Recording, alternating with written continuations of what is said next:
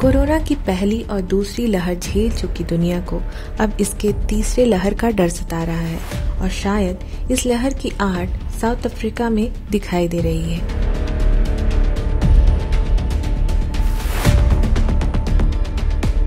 जब से कोरोना के एक अलग वेरिएंट ओमिक्रॉन ने दस्तक दी है, भारत सहित पूरी दुनिया कोरोना की तीसरे लहर की संभावना के प्रति सचेत होने लगा है।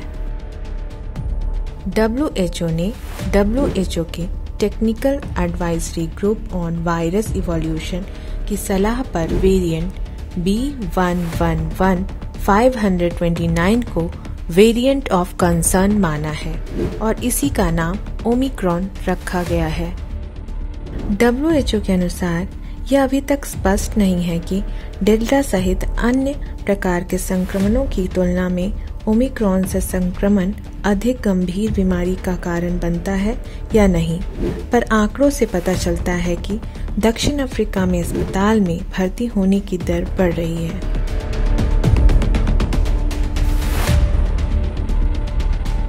प्रारंभिक साक्ष्यों से पता चला है कि ओमिक्रॉन के साथ पुनः संक्रमण का जोखिम बढ़ सकता है, यानी जिन लोगों को पहले कोविड-19 था वे ओमिक्रॉन के साथ अधिक आसानी से पुनः संक्रमित हो सकते हैं। भारत में कोरोना से लगभग 5 लाख लोग अपनी जान गंवा चुके हैं और ऐसे में यदि तीसरी लहर आती है तो इसका सामना बेहद मुश्किल हो सकता है। तो क्या भारत कोरोना के तीसरे लहर की संभावना को रोक सकता है? यह बहुत कुछ दैनिक क्रियाकलापों पे हमारी सजगता, कोरोना गाइडलाइन का पालन और वैक्सीनेशन पर निर्भर करता है। तो आइए कोरोना के तीसरे लहर की संभावना और इसकी सावधानी तथा ओमिक्रॉन वेरिएंट को समझने के लिए चलते हैं डॉक्टर विकास के पास। नमस्कार, हेल्थ इज वेल्थ कार्यक्रम के इस अंक में झारखंड विधानसभा टीवी के सभी दर्शकों का मैं हार्दिक स्वागत करता हूं। आज के इस कार्यक्रम में हम चर्चा करेंगे ओमिक्रॉन की, जो कि कोरोना वायरस का एक नया वेरिएंट है, और इस बात पे भी चर्चा करेंगे कि क्या कोरोना वैश्विक महामारी का तीसरा वेव हमारे देश में आ सकता है या नहीं। अप्रैल महीने में जो हमारे देश में कोरोना का सेकेंड वेव शुरू हुआ वो एक आंधी की तरह था और किसी तरह से पूरा देश इससे जूझा और अगस्त महीने के अंत तक ऐसा लगने लगा कि केसेस का डिक्लाइन बहुत स्टेडी है, कम होने लगा है और ऐसा लगा कि अक्टूबर नवंबर में ये जो वैश्विक महामारी है इसका अवसान हो जाएगा, ये खत्म हो जाएगा, क्योंकि केसेस धीरे धीरे कम होने लगे।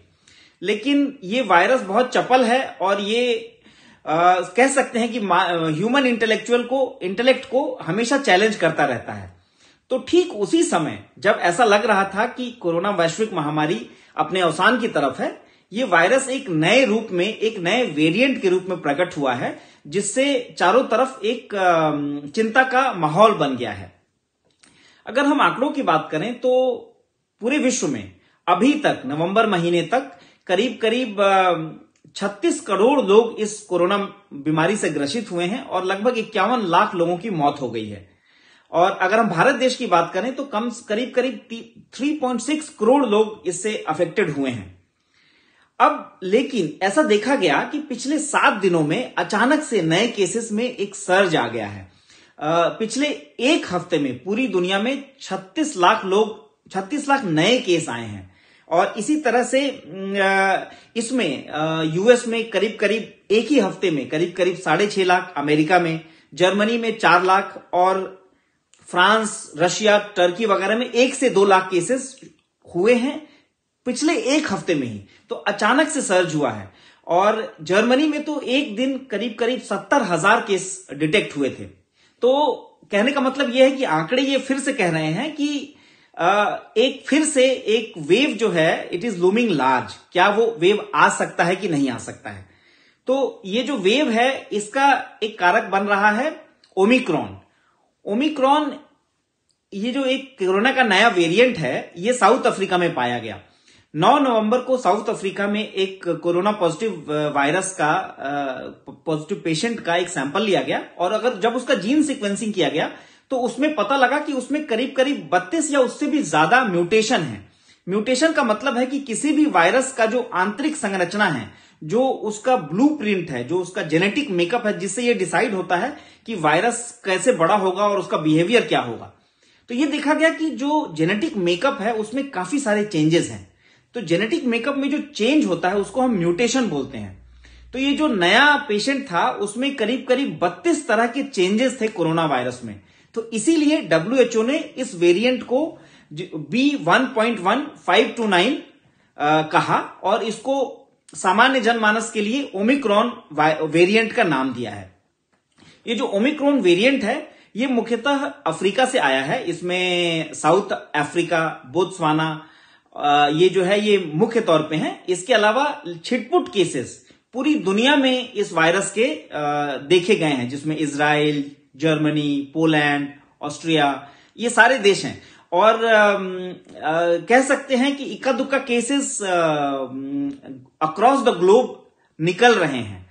तो ये इसके केसेस क्योंकि चारों तरफ से पूरे विश्व में चारों तरफ से आ रहे हैं, तो इसीलिए WHO ने इसको एक वेरिएंट ऑफ कंसर्न का दर्जा दिया है।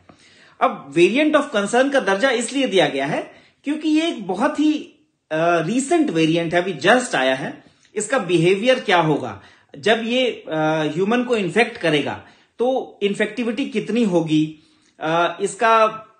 इसके दुष्परिणाम क्या होंगे, इसके लक्षण क्या होंगे, क्या पुराने वाले वायरस से बदलेंगे, ये सब अभी शोध का विषय है क्योंकि ये वायरस नया नया आया है। तो ये एक ऑन गोइंग प्रोसेस है और आगे के कुछ दिनों में या महीनों में या हफ्तों में हमको पता लगेगा कि वायरस की शक्ति कितनी है इस म्यूटेशन की वजह से, और वायरस क्या इसकी वजह से ज्यादा प्रभावशाली हो गया, ये सब अभी देखने की बात है।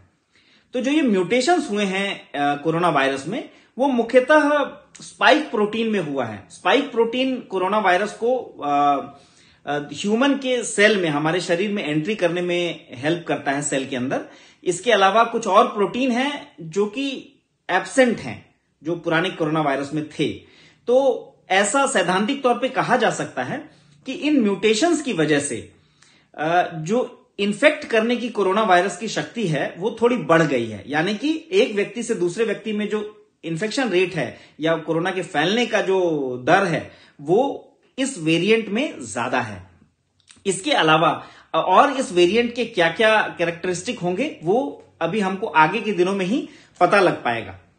अब अगर हम ये देखें कि क्या ये वायरस जो है वो अलग तरह के लक्षण पैदा करता है, तो इसका आंसर लगभग ना है। अभी तक जितने भी केसेस देखे गए हैं उसमें यही पाया गया है कि जो ये नया वेरिएंट है, अगर ये किसी को इन्फेक्ट करता है तो उसके जो लक्षण है वो पुराने कोरोना जो मरीज थे उसी की तरह के हैं, जैसे बुखार आना, नाक बंद हो जाना, गला बंद हो जाना, नाक से पानी गिरना, बदन में दर्द होना, जो ये आमतौर पे जो सिम्टम पहले आते थे, लगभग उसी तरह के सिम्टम ये नया वाला कोरोना वायरस भी कर रहा है।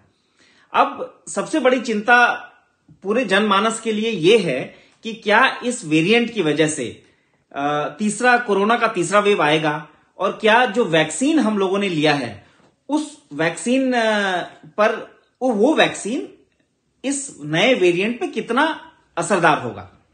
तो अब जहां तक हम इसकी बात करें कि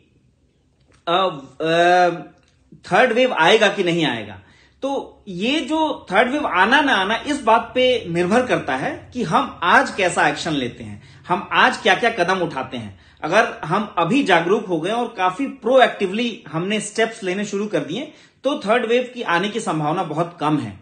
लेकिन अगर हमारा गार्ड डाउन हो गया और हमने प्रोएक्टिवली इसको रोकने की कोशिश नहीं की तो कोरोना वेव की संभावना और प्रबल हो जाएगी। तो थर्ड वेव जो है, जो कि इस नए वेरिएंट से आने के लिए की संभावना है, उसको रोकने के लिए हमको क्या क्या करना चाहिए। सबसे पहला है कि जो ट्रैवल रिस्ट्रिक्शंस हैं उस पे हमको गौर करना चाहिए। जैसे कि अभी तक देखा गया है कि जो वेरिएंट्स हैं वो कुछ ही देशों में हैं, मुख्यतः अफ्रीकन देशों से आ रहे हैं।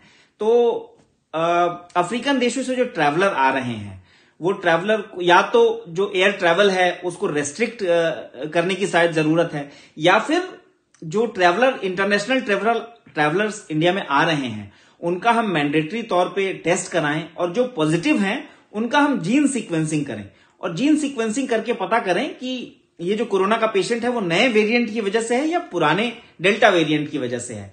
तो इससे हम डिजीज का सर्विलेंस अच्छा कर सकते हैं। हमारे पास जीन सीक्वेंसिंग की बहुत अच्छी हमारे देश में सुविधा उपलब्ध है। 28 लैब अभी तक खुल चुके हैं जहां पे बहुत अच्छे तरीके से सरकारी लैब्स जहां पे जीन सीक्वेंसिंग होता है।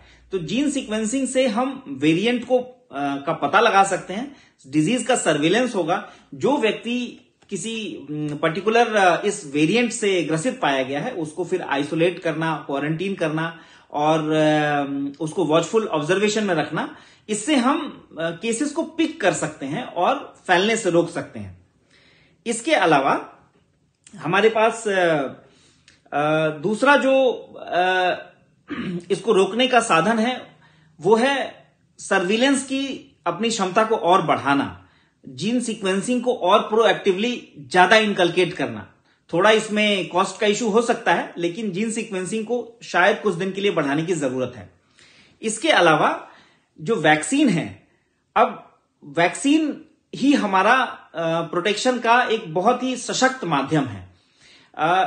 ये वैक्सीन में दो पहलू आते हैं, एक बूस्टर डोज का और दूसरा वैक्सीनेशन जो कंटिन्यू चल रहा है उसको चलते रहना चाहिए। हमारा सरकार का ये लक्ष्य था कि जितने जो पॉपुलेशन जो वैक्सीन करने के लायक है उसको हम लोग जल्दी से जल्दी फुल्ली वैक्सीनेट कर दें, यानी कि सबको डबल डोज मिल जाए। लेकिन बाद में ऐसा देखा गया कि कोरोना का वेव जब कम हुआ, जब पेशेंट्स कम हुए, तो वैक्सीन के प्रति लोगों में उदासीनता आ गई और वैक्सीन लेने के लिए लोगों में एक तरह का थोड़ा सा डिफिडेंस दिखने लगा। तो अभी तक इसका नतीजा यह है कि करीब करीब 54% जो हमारी जनता है उसको फुल वैक्सीनेशन नहीं मिला है। तो हमारा एक एम तो यह जरूर होना चाहिए कि हम सब किसी को फुल्ली वैक्सीनेट करें।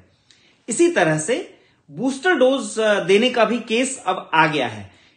इजराइल और फ्रांस जैसे देशों में बूस्टर डोज मैंडेटरी हो गया है। तो अभी जैसे 6 महीने हो गए हैं लगभग जिन्होंने वैक्सीन लिया है, उसको लेके 4 से 6 महीने हो चुके हैं। तो एक सैद्धांतिक संभावना यह है कि जो एंटीबॉडी हैं उनका टाइटर, उनका बॉडी में लेवल कम हो गया है आफ्टर 6 मंथ्स। तो अगर हम लोग एक बूस्टर डोज ले लेंगे तो फिर से हमारी जो इम्यूनिटी है वो बढ़ जाएगी और हम नए वेरिएंट का जो बीमारी है उससे बच सकते हैं। तो इसीलिए बूस्टर डोज का जो एक पॉलिसी है वो इस पे एक स्पष्ट तौर पे कोई नीति होनी चाहिए। लेकिन बूस्टर डोज और जो फुल वैक्सीनेशन है ये दोनों साथ साथ चलने चाहिए। फुल वैक्सीनेशन का कोई विकल्प नहीं है और हमारी बहुत बड़ी पॉपुलेशन जो है वो फुल्ली वैक्सीनेटेड नहीं है। तो हमारा डेफिनेटली पहला जो एम्फेसिस होना चाहिए वो फुल वैक्सीनेशन पे होना चाहिए और उसके बाद फिर बूस्टर डोज देने पे। इसके अलावा हमारे यहां मुख्यतः दो तौर पे 2 वैक्सीन चल रही हैं, कोविशील्ड और कोवैक्सीन। तो जो कोवैक्सीन है उस जो कोविशील्ड है उसका जो 2 वैक्सीन के बीच का जो गैप है वो लगभग 84 दिन का है अभी। तो शायद वो समय आ गया है कि हम इसको फिर से रिवाइज किया जाए, इसको एक रीलुक किया जाए। और क्योंकि इतना लंबा गैप होने की वजह से जो एक वैक्सीन का डिफिडेंस आ जाता है, हेसिटेंसी आ जाती है, तो शायद इस पे एक गहन परिचर्चा होनी चाहिए। और अगर साइंटिफिक जो तथ्य हैं वो इसको सपोर्ट करते हैं तो हमको इस वैक्सीन के गैप को कम करना चाहिए। देखा जाए तो हमारी कंट्री में ही ये इतना 2 कोविशील्ड के 2 डोजेस के बीच में इतना बड़ा गैप है। बाकी देशों में ये जनरली इससे कम अंतराल पे ही दे दिया जाता है। तो एक तो बात वैक्सीन और बूस्टर डोज की हुई। इसके अलावा लोगों के मन में ये प्रश्न आता है कि जो ये वैक्सीन है जो हम ले चुके हैं या लेने वाले हैं उससे जो नया वेरिएंट है वो कितना प्रभावशाली होगा। तो एक चीज तो साफ है कि वैक्सीन का पूरा डोज लेने के बाद भी बीमारी हमको हो सकती है, कोरोना वायरस या नए वेरिएंट का इन्फेक्शन हो सकता है। लेकिन वैक्सीन प्रभावी नहीं होगा ये कहना बिल्कुल ही गलत है। वैक्सीन डेफिनेटली इफेक्टिव होगा। हो सकता है कि उसकी इफेक्टिविटी, उसका जो प्रभाव है, प्रतिकार करने की क्षमता है वो थोड़ी कम हो जाए, लेकिन इतना जरूर हम कह सकते हैं विश्वास के साथ कि जिन्होंने वैक्सीन लिया है उनको ये नया वेरिएंट की बीमारी भी हुई तो वो बीमारी सीवियर नहीं होगी, यानी कि उससे मौत नहीं होगी, व्यक्ति उस बीमारी से उबर जाएगा, उससे लड़ पाएगा। इसीलिए वैक्सीन का जो ये महत्व है वो बहुत बढ़ गया है। वैक्सीन का महत्व उन लोगों के लिए भी बढ़ गया है जो हाई रिस्क में हैं, जैसे कि जिनको कोई बीमारी है, डायबिटीज है, हाइपरटेंशन है, हार्ट डिजीज है, कैंसर के मरीज हैं या इम्यूनो कॉम्प्रोमाइज्ड पेशेंट हैं। तो ये हाई रिस्क वाले पेशेंट हैं, इनको जरूर वैक्सीन लेना चाहिए, जिससे कि अगर इनको कोरोना नया वेरिएंट का इन्फेक्शन भी हुआ तो ये इन्फेक्शन की सीवियरिटी इसमें कम रहेगी। तो वैक्सीन की हेसिटेंसी को हमको कम करना है, ये हमारा शायद सबसे मजबूत और सशक्त जो रक्षा की दीवार है वो यही है। इसके अलावा जो बार बार हम रिपीट करते हैं कि जो कोविड अप्रोप्रिएट बिहेवियर, एक कोविड समुचित आचार व्यवहार जो है उसका कोई रिप्लेसमेंट नहीं है, क्योंकि यही हम इजीली कर सकते हैं, सब लोग कर सकते हैं। और जिसमें जो कोविड अप्रोप्रिएट बिहेवियर है उसमें मैं फिर से रिपीट कर देना चाहता हूं, वेल फिटेड मास्क पहनना, जो हेल्थ केयर वर्कर हैं जो हाई रिस्क ग्रुप के हैं वो प्रेफरेबली N95 मास्क पहने। M95 मास्क थोड़ा कॉस्टली होता है तो हम नॉर्मल मास्क भी पहन सकते हैं, तो उस केस में हम डबल मास्क पहन लें। नॉर्मल मास्क के ऊपर एक जो नॉर्मल सर्जिकल मास्क आता है उसको लगा लें, डबल मास्किंग कर लें, तो हम लगभग कह सकते हैं कि बहुत बड़े तरीके से वायरस से अपने को बचा सकते हैं। इसके अलावा जो हमारे इंडोर्स हैं, घर हैं, वो उसको हम लोग प्रॉपरली वेंटिलेटेड रखें, हैंड हाइजीन रखें और क्राउडेड प्लेसेस में ना जाएं। तो ये जो छोटे छोटे स्टेप्स हैं इसको हम लोग जरूर अभी इसकी अनुपालना जारी रखें, क्योंकि जब नंबर ऑफ केसेस कम हुए थे लोगों का गार्ड डाउन हो गया और फिर उसी तरह से हम एकदम पूरी तरह से सामान्य जीवन शैली में उतरने लगे। तो शायद उस पूरी तरह से सामान्य जीवन शैली में उतरने का केस अभी नहीं है। हम जो हमारे कोविड समुचित आचार व्यवहार है उसको हमको अभी भी जारी रखना है और फोर्सिएबल फ्यूचर में कम से कम 4 से 6 महीने हम लोगों को ये सब जारी रखना है, ताकि हम जो एक तो खुद भी बचेंगे और सोसाइटी एट लार्ज में इस वायरस के इन्फेक्शन स्प्रेड को हम रोक पाएंगे। क्योंकि ये जो वायरस है इसका फैलने का दर इतना ज्यादा है कि पूरी सोसाइटी अगर एज अ रिस्पॉन्सिबल सिटीजन हर कोई अगर योगदान नहीं करेगा तो इस बीमारी को बढ़ने से हम रोक नहीं पाएंगे प्रभावशाली तरीके से। इसीलिए देश के हर नागरिक को यह समझना है कि इस जो एक third wave which is looming large, उसको हमको अगर रोकना है तो हर किसी को अपना जो एक लघु योगदान है वो उसको देना पड़ेगा। और ये सबके सम्मिलित प्रयास से ही एकदम प्रामाणिक तौर पे और एकदम निश्चित तौर पे हम थर्ड वेव को रोक सकते हैं। हमारा आज का किया गया प्रयास जो एक पॉसिबल थर्ड वेव है उसको रोक सकता है। और ये इसलिए भी जरूरी है कि हम सब ने देखा है कि जब सेकेंड वेव आया और लॉकडाउन करना पड़ा तो लॉकडाउन में कितनी परेशानी होती है, कितनी हृदय विदारक हमने स्थितियां देखी हैं। तो हम नहीं चाहते कि दोबारा फिर से लॉकडाउन आए, और इस लॉकडाउन को रोकने के लिए अगर हम अभी प्रोएक्टिव हो जाएं और अपना एक लघु योगदान छोटा छोटा हम अपने स्टेप्स लेते रहें तो हम थर्ड वेव को डेफिनेटली आने से रोक सकते हैं। धन्यवाद।